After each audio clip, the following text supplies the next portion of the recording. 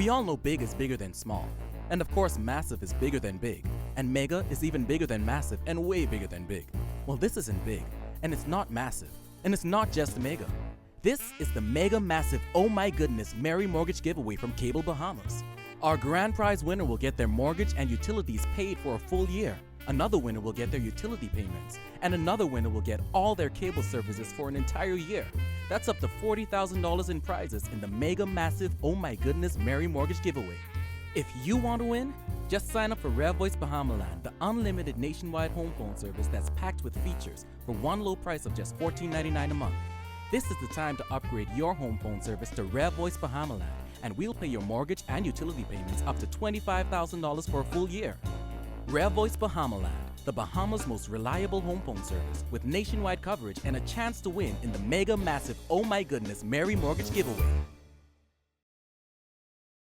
A new major investment could be in Grand Bahama's future.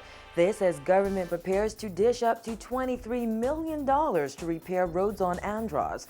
The Bahamas Electrical Workers Union concerned about plans to restructure BEC Plus, why the Prime Minister's wife became emotional during their official trip to Vatican City. We've got those stories and a whole lot more. I'm Vonique Toot, and NB12 The Weekend Edition starts now.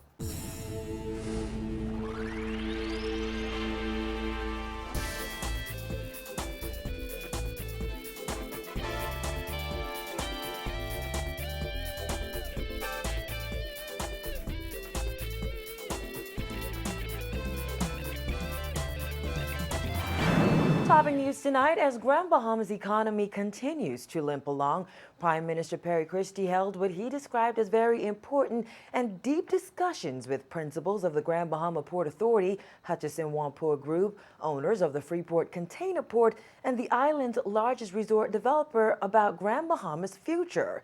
Christie met with officials while in London. Those meetings come nearly a month after the Department of Statistics revealed that Grand Bahama's unemployment jumped from 18% to 19.5%. The survey was conducted in May with a reference period of April 29th to May 5th.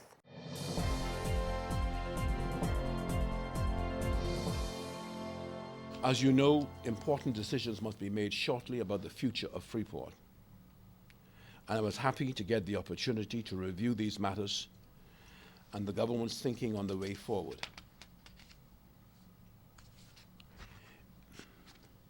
In wide-ranging positive discussions with Hutchison's principals, we agreed to continue the dialogue on the expansion of their long-term interests in Grand Bahama through multilateral cooperation. The Prime Minister would not go into detail, but hinted that a new investment in Grand Bahama could be on the horizon. We were discussing ways forward in being able to expand the product offered by Grand Bahama, and Ryan Pinder was making a particular point to one of the principals of the port, and just before I left, he indicated to me there was full agreement for a new investment in this particular area. I will have to obviously receive the indication from the port formally on that, but it was very positive. Christie says these meetings took place as Hutchison prepares to make major changes at the leadership level. While in London, the Prime Minister says government officials also met with substantial groups to discuss prospective resort projects. Hutchison itself will be undergoing some changes in terms of corporate leadership, and the executives who I was meeting with and speaking to are significant persons in that regard, and we had very, very important and deep discussions about the extent to which Hutchison, the government, and the port ought to be cooperating in the way forward in our country. We have Turkish finance investment going on right now in the Bahamas, in the Exuma Keys, that are in its fledgling stage. And so it was an important set of meetings. Now that the controversial New Providence Road Improvement Project is complete, officials at the Ministry of Works are shifting their focus to pothole-riddled roads on Andros, which Deputy Prime Minister and Minister of Works Philip Brave Davis says have suffered from many years of neglect. This will become a priority for us. The initial scoping suggests that it may cost us up to $23 million to do it, because it's not just here at Nicholstown, Mastic Point, and North Andros, but there's also going into the central of central Andros and Fresh Creek area. It's just as equally as bad. Andros may be famous for its blue holes, but these days frustrated residents say the island is better known for its potholes. The roads are so rocky that a typically 10-minute drive from one point to the next now takes 25 minutes, as motorists struggle to avoid driving into the gaping holes and damaging their vehicles. Local hotel owner and tour operator Eugene Campbell says they haven't just lost time as a result of these rough roads, they're also losing business. Oh, big time. We had just recently had to discontinue the tours for Fresh Creek, north to Fresh Creek, because of the bad road. It just becomes very difficult for the kids, especially on board the buses. So much hoses and the motions from the buses cause a lot of kids to get sick.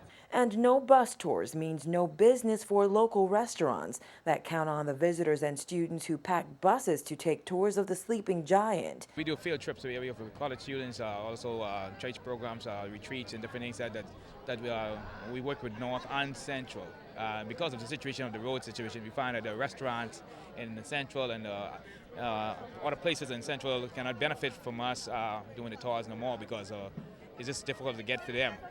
We're losing too much parts. The buses are breaking down because of the bad roads. The Works Minister says repairing roads on North and Central Andros is a matter of urgency, especially as government prepares to construct a multi-million-dollar agriculture institute, which is expected to significantly boost this island's economy. And we now have to move to have it corrected. And because of the urgency of making sure this road is passable to get to there, I'll contemplate doing some remedial work right now while we do the major work. As government prepares to finalize a deal with companies to take over the management of the Bahamas Electricity Corporation and its power generation in January, leaders of the Bahamas Electrical Workers Union are demanding that officials involve them in this process.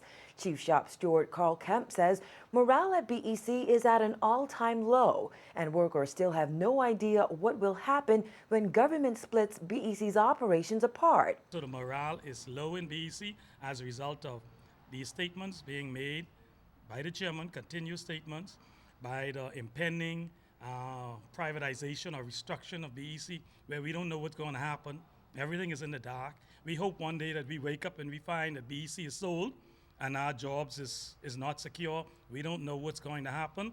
The Deputy Prime Minister recently revealed that 2 companies were shortlisted by KPMG Bahamas to take over BEC's management, and 4 are being considered to offer power generation. KPMG is government's financial advisor for the bidding process. Kemp says despite Davis's promise to involve the 2 BEC unions in the decision-making process, they know nothing about those shortlisted companies. We are hearing rumors, but as a union, we cannot speak to that until the Deputy Prime Minister or the government calls us in and gives us the information we need. And he promised us his word that the BEC, both unions, will be a part in any decision making on who is selected. We will be on the committees, selection, transition committees, so that anything relating to the workers or the union will be addressed by us. Prime Minister Christie announced in August that government plans to effectively break the operations of BEC apart, adding that the contracts would be signed by the end of this year.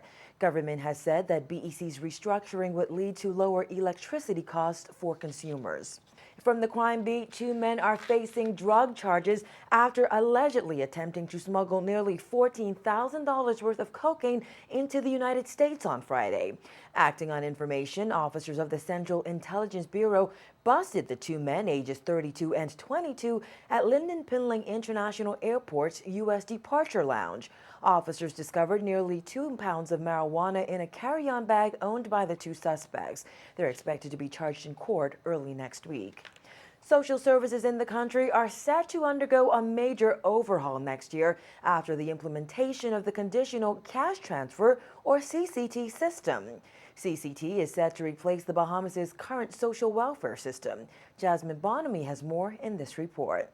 According to the minister, once the new program is implemented, it will revolutionize the way social services conducts business in the Bahamas.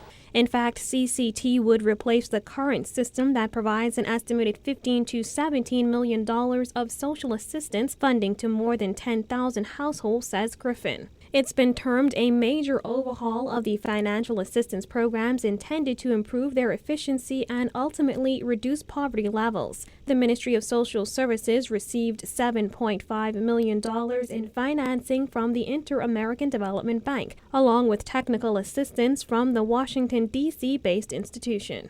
Griffin adds that her ministry is expected to make receipt of social assistance payments by the lowest income households from the government conditional on a variety of education and health-related behaviors. We are indeed on track. We still have a long way to go.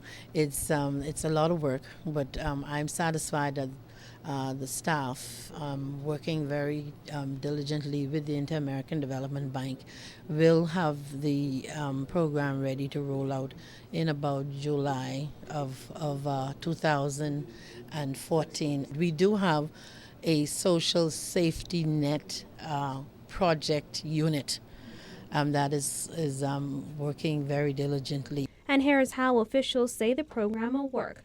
To receive food coupons and other financial assistance that were once given without conditions, recipients will have to meet pre-agreed requirements that are considered likely to benefit them, their children, and the development of the Bahamas in the long term.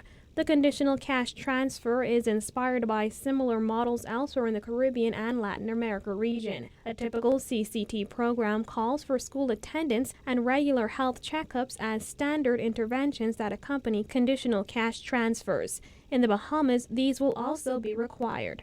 Once the family continues to meet those conditions, those add-ons will be made to the household. If they don't meet the conditions, those add-ons will be then they will not receive those add-ons. Social workers from the Ministry of Social Services will monitor whether those receiving payments are meeting the criteria under the program. Reporting for NB12, I'm Jasmine Bonamy.